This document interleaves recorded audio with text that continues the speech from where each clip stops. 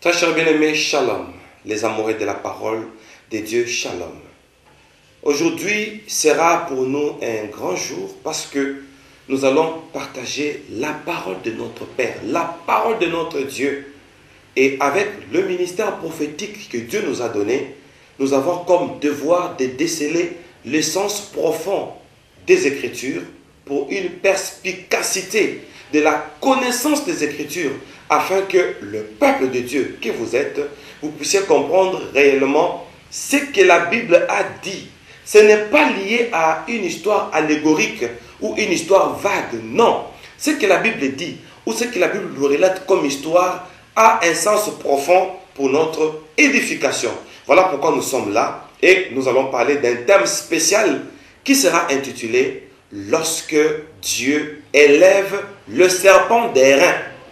Chacun de nous connaît l'histoire du serpent d'airain et ça devient pour nous un sujet d'édification parce que, imaginez-vous, les enfants d'Israël sont au désert et il y a les serpents qui sont apparus pour mordre les enfants d'Israël. Et Dieu dit à Moïse d'élever un serpent sur une perche. Une perche, c'est en forme d'un poteau en bois. Alors, on a élevé un serpent en forme d'une perche, un serpent en forme d'airain, mais suspendu sur une perche. Tout ça, ce sont des prophéties bibliques. C'est-à-dire, Israël mordu par le serpent. Et un ainsi dit le Seigneur vient de la part de Moïse. Dieu dit à Moïse, élève le serpent sur une perche. Celui qui sera maudit, mordu par le serpent, qu'il regarde les serpents. Comment on est mordu par les serpents, mais on regarde encore les serpents? N'est-ce pas prophétique ça? Et voilà l'objet de notre message d'aujourd'hui que nous avons reçu de la part du Seigneur pour notre édification. Nous allons lire dans Nombre chapitre 21, le verset 9, pour entrer en profondeur dans cette histoire prophétique. Nombre chapitre 21, le verset 9. Moïse fit un serpent d'airain et le plaça sur une perche. Et quiconque avait été mordu par un serpent et regardait le serpent d'airain conservait la vie. Oh mon Dieu. Très cher bien-aimé, tout celui qui était mordu par un serpent devait regarder aussi le serpent. Depuis quand un serpent peut-il guérir? Et aussi, depuis quand un serpent peut-il être élevé? Mais dans Apocalypse, on nous dit, le serpent ancien, c'est le diable. Et comment expliquer Dieu qui dit à Moïse d'élever un serpent et de le placer sur une perche? Cela est prophétique. Décelons la prophétie. 2 minutes ou quelques secondes dans la prière. Notre Dieu, toi l'auteur de ta parole. Dans Apocalypse, on dit, ton nom s'appelle la parole de Dieu. Seigneur, toi l'auteur de ta parole. Donne-nous un esprit de révélation, un esprit prophétique, pour que ton peuple reçoive ainsi de l'Éternel et que la connaissance augmente. Nous bénissons ces instants. Nous bénissons ceux qui nous suivent sur YouTube. Nous bénissons ceux qui nous suivent dans différentes chaînes de télévision. Ceux qui nous suivent même dans différents postes radio. Qu'ils soient bénis par tous ces messages est arrivé. Nous bénissons tout endroit où on nous suit de près ou de loin. Au nom de Jésus-Christ qui est ton nom merveilleux. Amen. Oh, très cher bien-aimé. Nous allons essayer de comprendre quelque chose. Si tu lèves les yeux, avec les yeux physiques, tu verras un serpent. Mais le serpent que tu es en train de voir, qui est en train de guérir, sache que ce n'est pas un serpent naturel. Parce que le serpent naturel, c'est une bête. Le serpent que tu vois, qu'on a élevé, c'est un serpent par la forme. Mais par la nature, ce n'est pas une bête, c'est un métal. Tout commence par là. Si Dieu a permis que le serpent d'airain soit élevé, c'est parce qu'il n'était pas un serpent vivant. S'il était un serpent vivant en forme d'une bête, Dieu ne l'aurait pas élevé. Dieu est l'auteur de sa parole. J'aime la Bible. Si Dieu a permis qu'il soit élevé, on voit un serpent par la forme, mais par la nature, c'est un métal du nom de l'airain.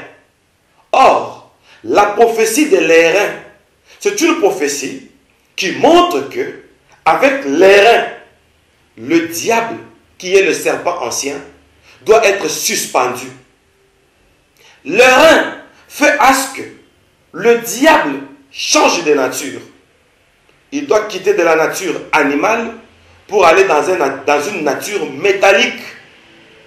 Je libère l'onction de la compréhension des Écritures comme des aigles, comme des fils et des filles du prophète, au nom de Jésus-Christ. Amen. Oh mon Dieu.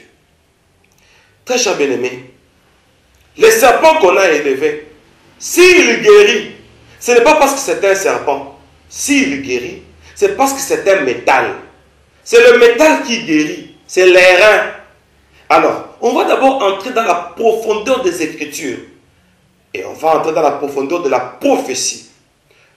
Voyageons vers le jardin d'Éden.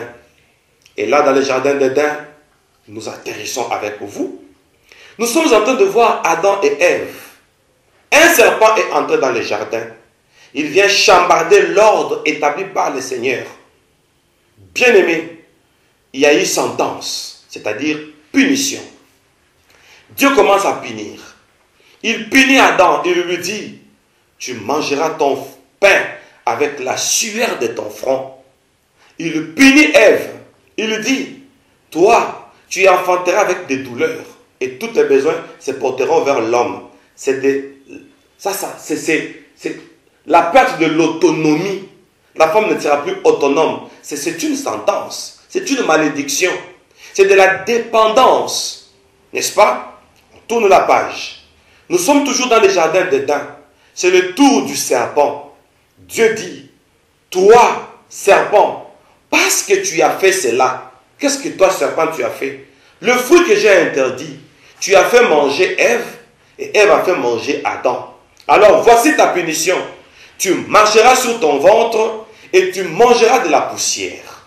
Attention, la prophétie commence par là. Comme tu dois manger de la poussière, Dieu, dans son amour, attention, il punit et il restaure. Cette histoire du serpent d'airain, c'est la restauration du jardin d'Éden. La prophétie s'explique.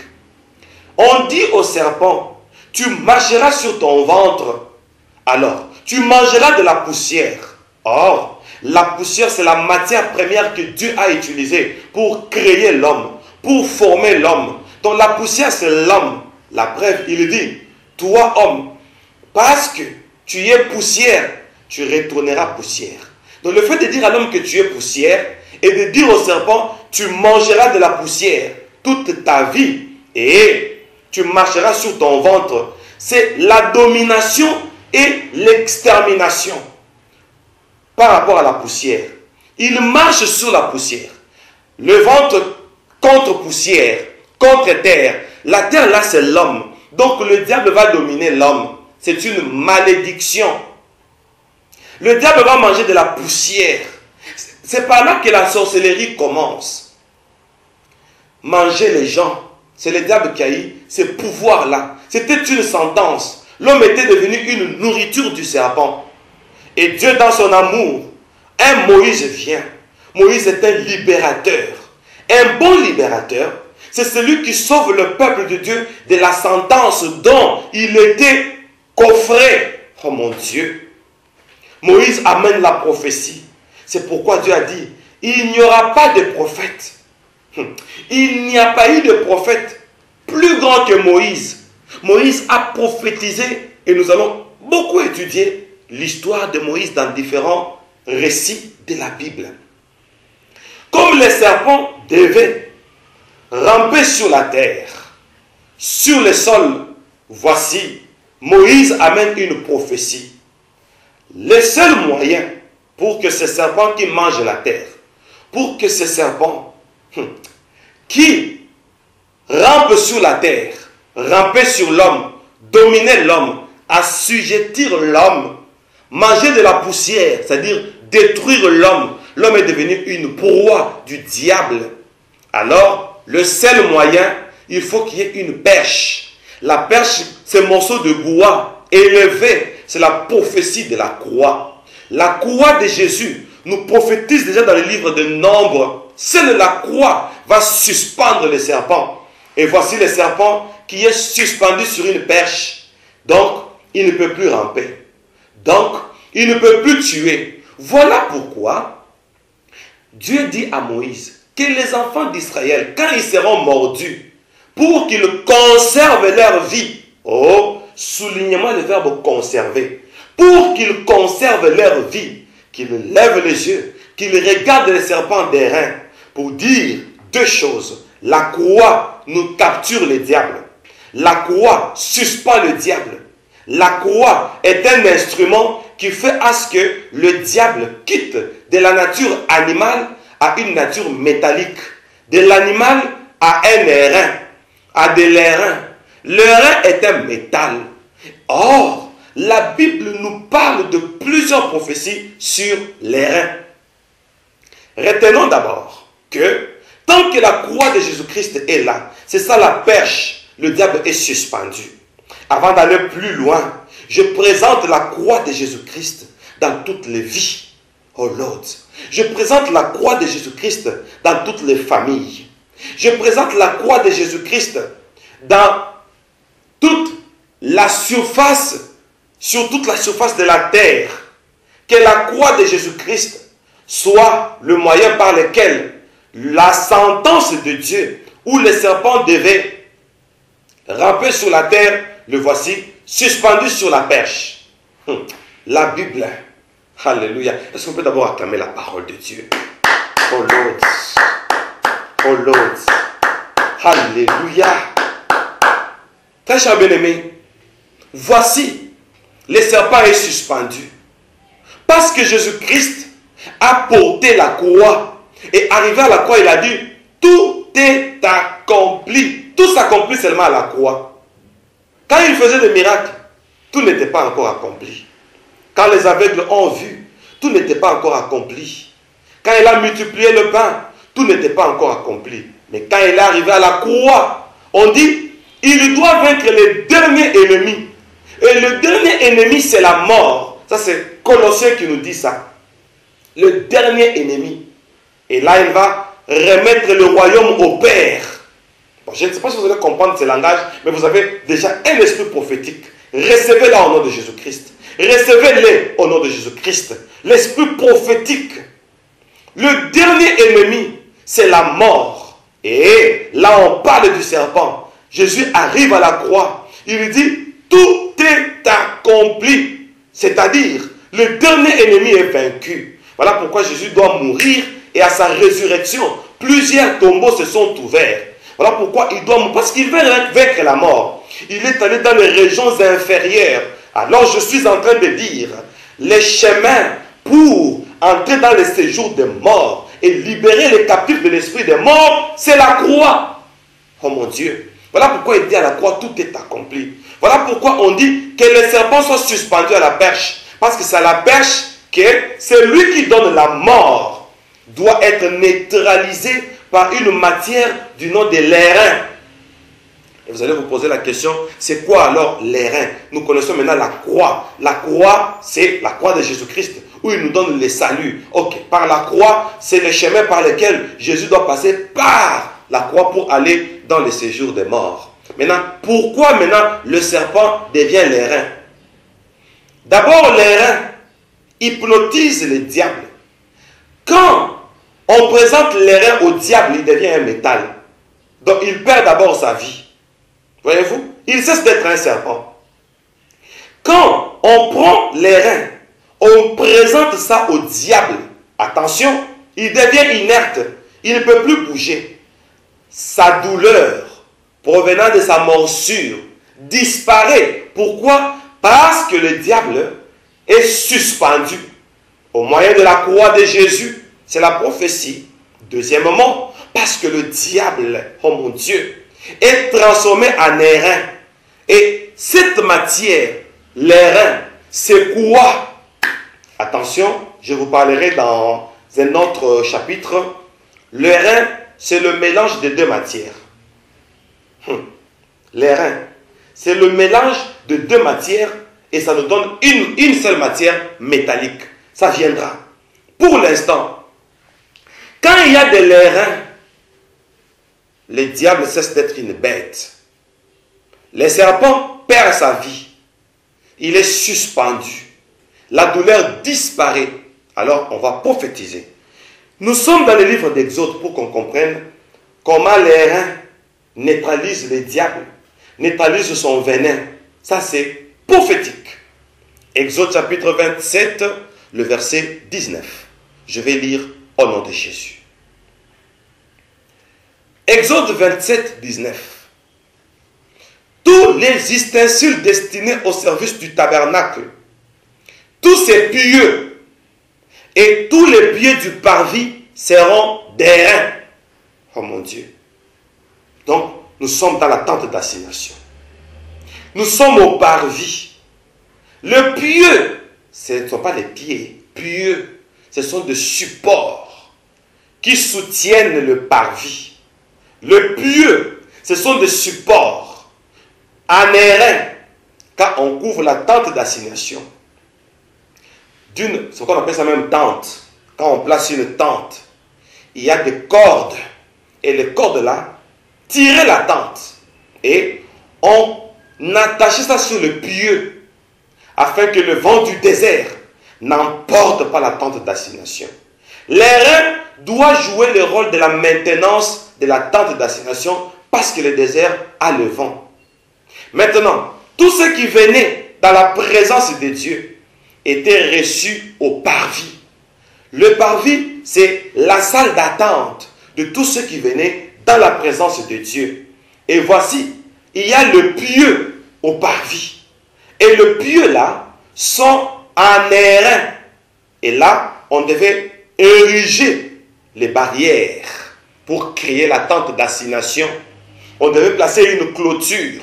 Et ce qui faisait à ce que cette clôture soit stable et résister contre le vent du désert, il avait fallu que tout ce qu'on avait placé là, comme clôture et autres, soit tiré de part et d'autre et attaché sur les supports en airain pour qu'on comprenne.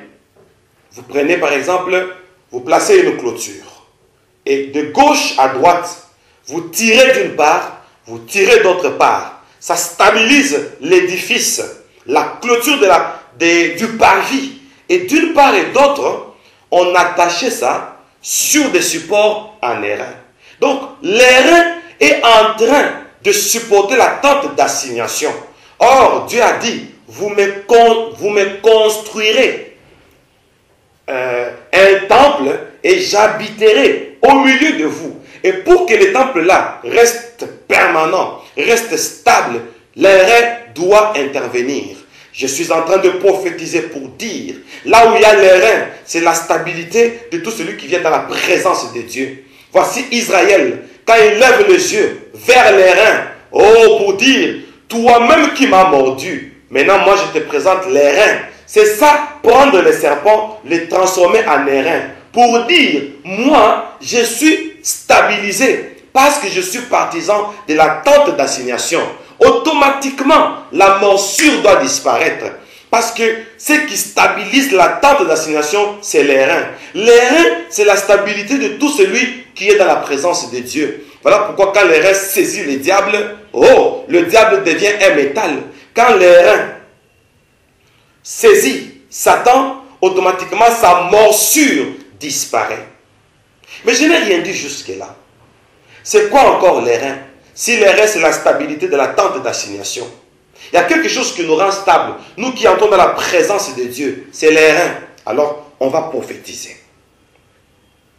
On remonte au verset 2. Exode chapitre 27, Nous allons prendre le verset 2. Exode 27, 2. Je lis au nom de Jésus. Ça va s'afficher sur vos écrans et on va lire ensemble. Exode 27, 2. C'est parti. Tu feras aux quatre coins des cornes qui sortiront de l'autel et tu les couvriras d'airain. Oh mon Dieu, très cher bien-aimé, ça chauffe. On entre dans les parvis. On n'est qu'au parvis. Les parvis, c'est un message qui dit bienvenue dans la présence de Dieu. Sitôt tu entres dans la présence de Dieu, sitôt tu viens chercher ton Dieu, sitôt tu vas rencontrer l'autel. C'est l'autel de l'Holocauste. Attention. Quand on est à l'airain, quand on est au parvis, on voit l'autel. Cet autel-là, sur lequel on devait offrir les holocaustes, l'autel avait 4 cordes, parce que c'était un autel qui avait 4 pieds. Ça montait en forme d'un carré, au-dessus duquel on mettait le bois et on offrait les sacrifices. Attention, au-dessus duquel on plaçait les sacrifices. On place le bois à l'autel, on met les sacrifices dessus. Maintenant, il y a des cornes sur l'autel. Et les cornes là sont les cornes d'airain. Une corne nous donne 2 prophéties. 1, royaume. 2, force. Les cornes sont en airain. C'est pour dire, tout celui qui vient dans la présence de Dieu, il est d'abord sécurisé. C'est ça l'airain. De 2, les cornes qui symbolisent la royauté et ça symbolise aussi le pouvoir. Parce que tu es passé par l'autel. Tu dépends d'un royaume. De celui qui est dans les lieux 3 fois saints de cette tente d'assignation. Oh mon Dieu. Tout celui qui vient dans la présence de Dieu, qu'est-ce qu'il accueille? Le parvis.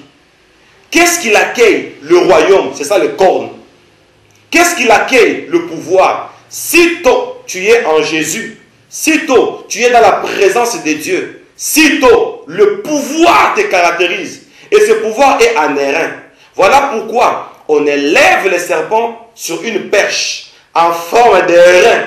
C'est la commémoration de la tente d'assignation pour dire que toi, Satan, attention, l'airain dans notre tabernacle, ça symbolise le pouvoir. Voilà pourquoi il y a les cornes en airain pour dire que le pouvoir qui dérive de la tente d'assignation, qui est la présence de Dieu, c'est un pouvoir qui est plus que Satan. Voilà pourquoi on prend Satan, on lui donne la forme de l'airain. Il devient inerte. On est mordu, on regarde l'airain. On ne regarde pas les serpents. C'est la forme du serpent. Mais en réalité, la nature, c'est de l'airain. On regarde l'airain, la morsure disparaît. C'est pour dire que la commémoration de la tente d'assignation, où il y a 4 cornes sur l'autel. Donc tout celui qui est passé par l'autel, il reçoit la force de l'airain. Oh mon Dieu. Tout celui qui passe par l'autel du sacrifice pour offrir sa vie à Jésus, automatiquement, il devient partisan du royaume. Parce que les cornes symbolisent le royaume, le pouvoir. Oh mon Dieu, qui pouvait y croire? Qui pouvait y croire? Voilà pourquoi la morsure ne devait rien faire. La morsure du serpent ne devait rien faire tant que on présente au serpent l'airain. Il perd son pouvoir parce que la tente d'assignation, c'est un endroit où nous recevons un pouvoir. Attention, cette histoire prophétique continue. Nous sommes dans Exode chapitre 30, le verset 18. Exode chapitre 30, le verset 18. Il est écrit, lisons tous ensemble. Exode 30, 18. C'est parti. Tu feras une cuve d'airain avec sa base d'airain pour les ablutions. Tu la placeras entre la tente d'assignation et l'autel. Et tu y mettras de l'eau. Oh mon Dieu. Quand on voit l'airain, on commémore directement les parvis. Quand on voit l'airain, on commémore directement la cuve d'airain et ses bases qui étaient en airain. Donc, pour dire que cette cuve elle est placée sur des bases. C'est-à-dire, c'est un fondement. Notons ça. Très cher bien-aimé, alléluia. Dans cette cuve, il y a de l'eau. Donc, quand tu es mordu par les serpents, regarde les reins. Ça veut dire, regarde comment tu es arrivé dans le Seigneur. C'est ça le parvis. Regarde comment, si toi tu es venu dans le Seigneur, tu as eu ton baptême. La cuve des reins, c'est la préfiguration du baptême. Toi qui as été combattu, mets en tête, à partir du jour où tu as reçu ton baptême, c'est ce jour-là que tu as reçu un pouvoir. Le pouvoir de devenir enfant de Dieu. Un enfant de Dieu, c'est celui qui, lorsqu'il est mordu, il lève les yeux et regarde les reins.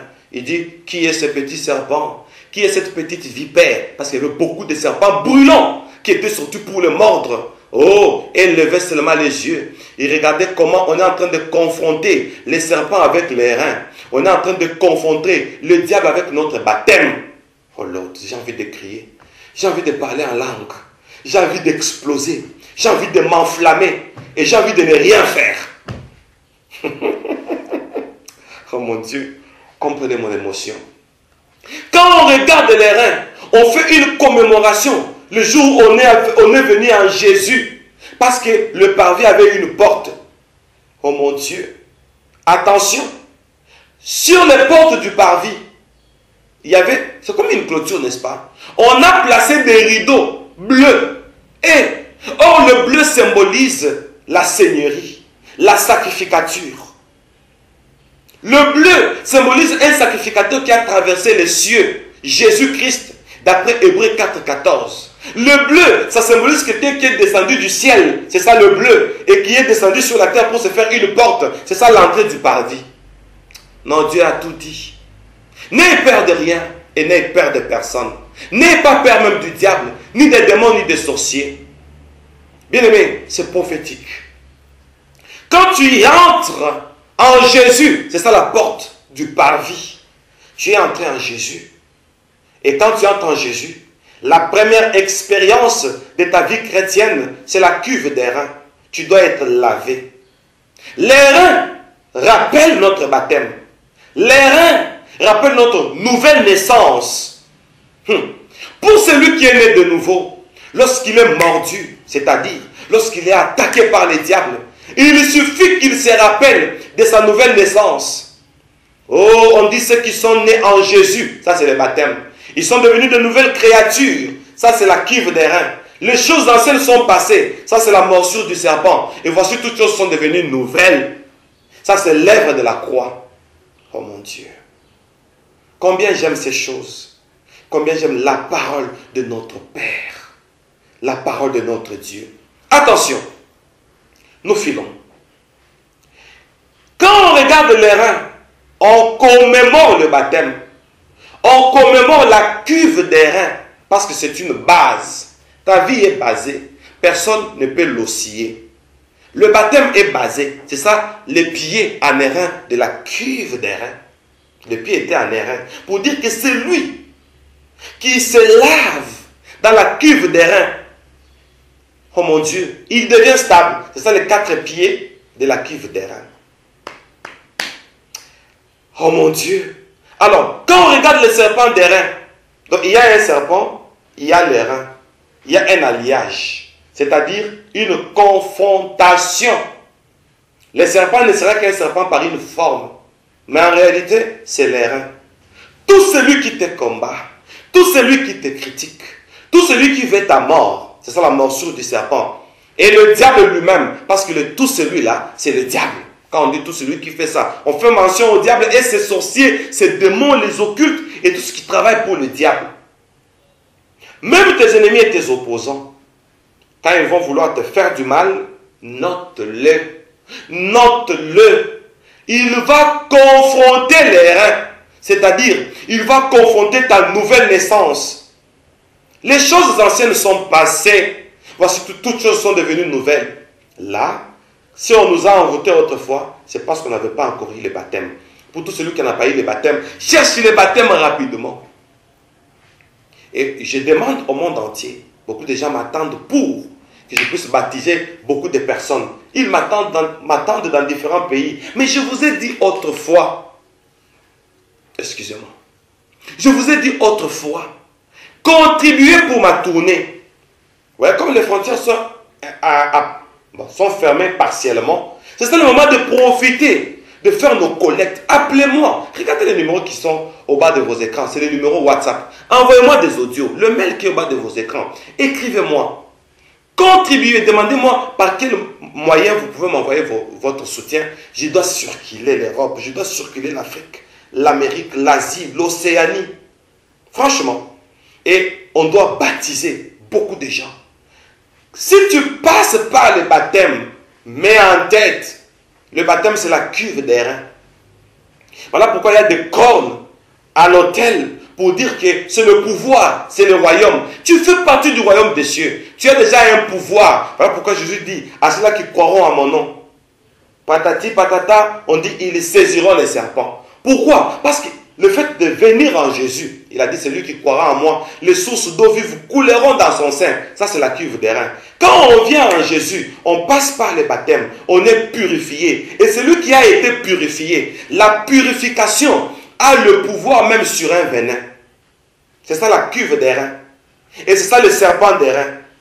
Confrontons les diables, confrontons les ennemis avec notre nouvelle naissance. Oh mon Dieu, on continue pour chuter très bientôt. Attention, j'aime les Écritures. Nous sommes dans le livre de 2 Samuel, chapitre 22, verset 32. On parle du combat spirituel. 2 Samuel 22, 35. 2 Samuel 22, 35. J'ai lu au nom de Jésus-Christ. Il exerce mes mains au combat et mes bras tendent l'arc des reins. Oh mon Dieu. Mes bras tendent l'arc des reins. L'arc symbolise la visée. Et cet arc est en airain. L'arc, symbole de la rapidité, parce que quand on tire l'arc, ça propulse la flèche. Et la flèche détermine la vision. Ce que tu veux atteindre.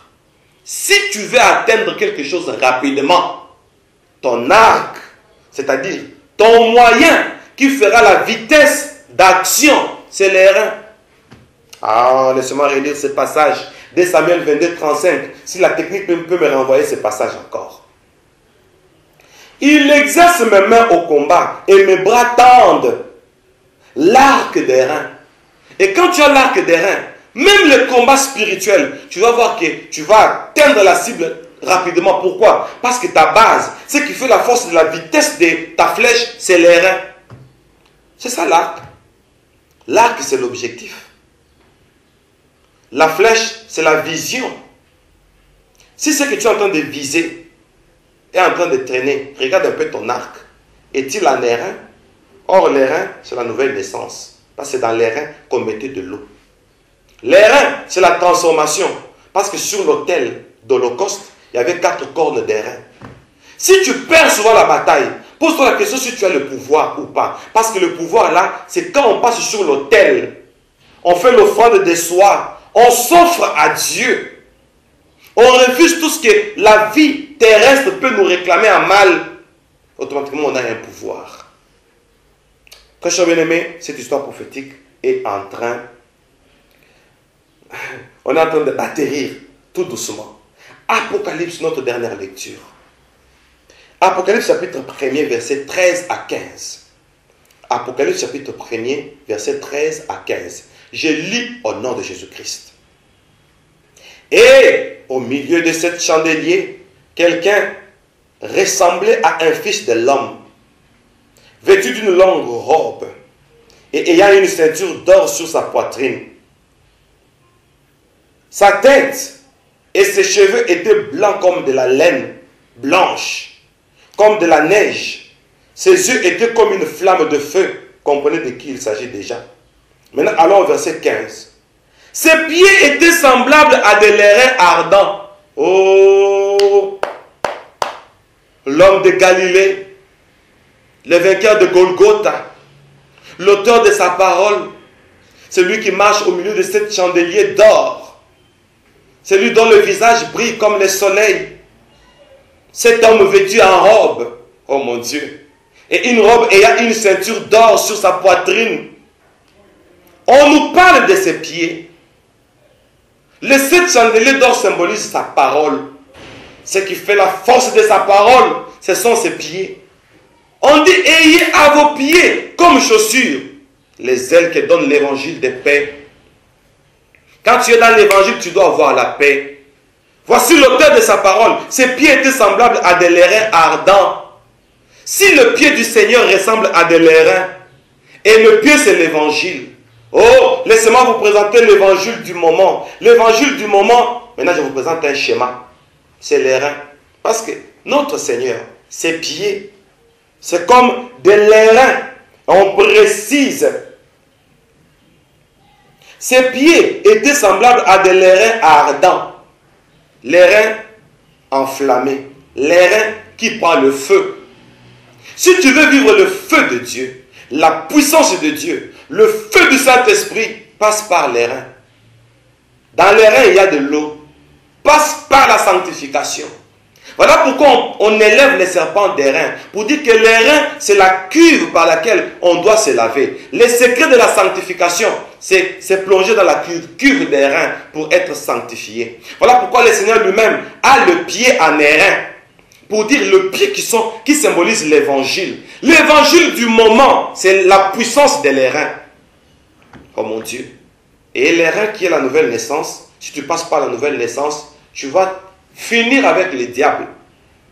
Tu ne vas pas te battre avec le serpent. Tu vas seulement regarder les serpents d'airain. Tu vas regarder l'airain, la matière qui t'a lavé. La matière qui a conservé ton nom de baptême, c'est l'airain. C'est prophétique. Très cher bien-aimé, c'est par ça que nous terminons notre message tellement prophétique. Et je veux que ce message apporte beaucoup de bénédictions dans toutes les familles. Que tous les enfants de Dieu reçoivent la délivrance. Ceux qui se posaient des questions, mais je suis un chrétien, pourquoi je souffre? Pourquoi je suis pauvre? Pourquoi je suis toujours malade? Pourquoi je ne me marie pas? Pourquoi je suis bloqué? Pourquoi on m'étrangle? Il y a beaucoup de pourquoi, jusqu'à l'infini. Pour mettre fin au pourquoi, voici l'évangile. Parce que le Père du Seigneur, c'est un airain. L'évangile dit, prêchons l'airain. L'airain, c'est la base de la tente d'assignation. La tente d'assignation, c'est la prophétie de l'Église. Pour que l'Église soit stable contre le vent du désert. Le secret de la stabilité, c'est l'airain. Parce que c'est l'airain qui soutient la tente d'assignation pour qu'elle ne soit pas emportée par le vent. Et la tente d'assignation, c'est toi. C'est moi. C'est nous. L'Église, pour que l'Église devienne stable, et les choses que nous prêchons, pour qu'elles deviennent vraies, nous devons passer par l'airain. Et là, l'Église est stable. C'est pourquoi on tirait la tente vers le pieux. C'est comme les pylônes. L'airain fait la stabilité de l'Église. La sanctification fait la force de l'Église. Ouf! Je fais un ouf d'assoupissement. C'est parce que nous atterrissons. Que Dieu vous bénisse. Partagez-moi ces liens. Demandez à tout le monde de liker ces messages. Plus nous likons, YouTube va les dispatcher chez tous les internautes, parce qu'il va trouver qu'on a trop liké, Tant pis pour ceux qui vont faire ça. Ils seront une goutte d'eau dans l'océan. Mais j'ai remarqué qu'on ne le fait presque plus. Coup de chapeau. Alors, nous allons liker, nous allons partager ces liens. Et je dédie la victoire à tous les enfants de Dieu dans les 4 coins de la terre et 5 continents du monde à partir de ces messages. Pour dire que quand il s'agit de l'airain, la douleur du diable disparaît. Quand il s'agit de la sanctification, là on est dans la tente d'assignation, le diable perd son pouvoir. Soyez bénis et nous nous retrouvons très prochainement sur l'histoire de Moïse. Moïse est avec Dieu. Dieu est devant lui. Il lui dit, Seigneur, fais-moi voir ta gloire. Dieu dit que je passerai. Ah, mais tu es déjà là, pourquoi tu ne me donnes pas la gloire? Tu veux passer. C'est qu'il y a la différence entre la présence de Dieu et la gloire de Dieu. Nous allons découvrir ça au prochain programme. Merci pour vos soutiens. Merci pour ceux qui nous aident à réussir cette grande vision prophétique. Merci pour ceux qui nous soutiennent avec leurs dîmes, leurs offrandes et leurs dons. Soyez bénis et que ce message délivre l'humanité. Au nom de Jésus-Christ. Amen. Et je vous dis bye bye.